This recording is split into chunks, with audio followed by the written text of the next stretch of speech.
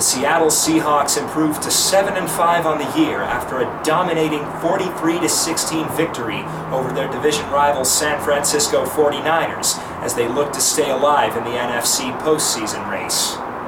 California wildfires continue to rage in November as the 2018 wildfire season sets the record for most destructive wildfire season in the state's history.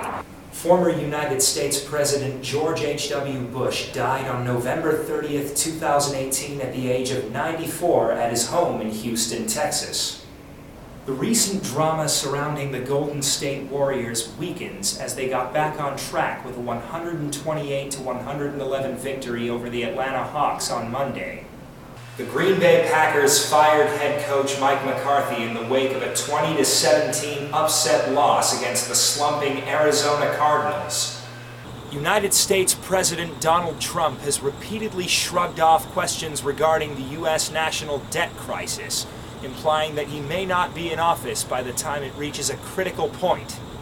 Attorneys representing U.S. President Donald Trump asked adult film actress Stormy Daniels to pay him nearly $800,000 in legal fees for the failed defamation suit against him.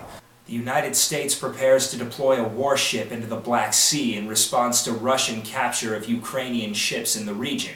This could have significant implications on the tension between Russia and the U.S.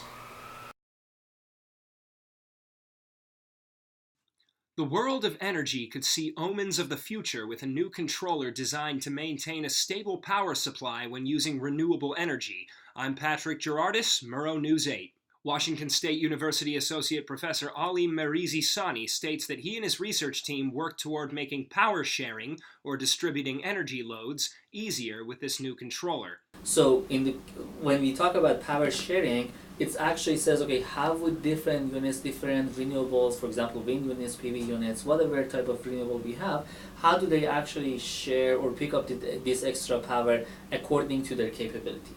Merizi-Sani states that the controller underwent successful tests in a simulation and awaits further testing in his laboratory. Test this system on a smaller scale.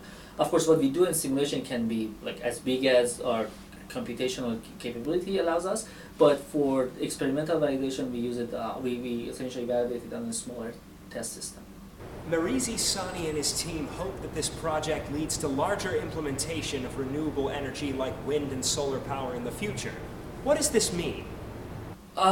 So that's 7%. The exact figure from last year is 6.8%. That is actually something that the U.S. power system right now is at. For the project, we are actually looking at the extreme case of 100%. As researchers, we are always looking at scenarios that are, say, 10 years ahead, and we try to prepare for those scenarios. Patrick Gerardis, Murrow News 8. Scores of people view vaping as controversial, but it also features its fair share of supporters, most notably here in Pullman, Washington, clandestine vapes owner Shane Brooks. Brooks led a hard life smoking before he started vaping, and he says it changed him for the better. I smoked a pack and a half a day for 24 years, Marlboro 100s. No matter what I tried, I could not quit, but vaping gave me what we call, either tobacco harm reduction, THR, or NRT, which is nicotine replacement therapy. So it's like a replacement for nicotine and a much safer alternative.